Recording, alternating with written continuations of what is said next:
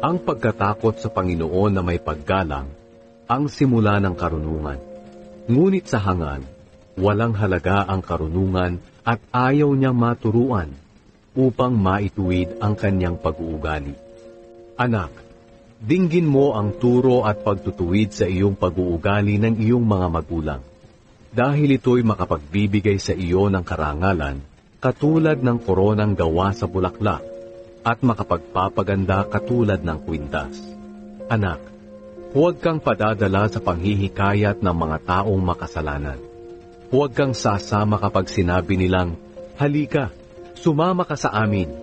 Mag-abang tayo ng sinumang papatayin kahit walang dahilan.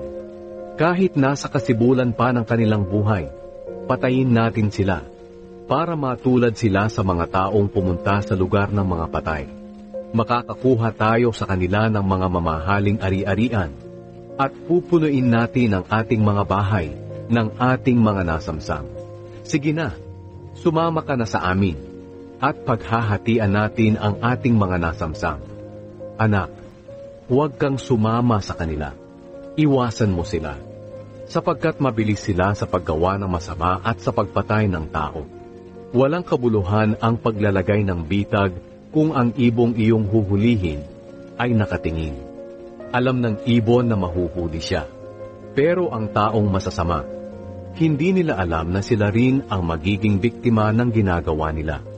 Ganyan ang mangyayari sa mga taong ang ari-arian ay nakuha sa masamang paraan. Mamamatay sila sa ganoon ding paraan.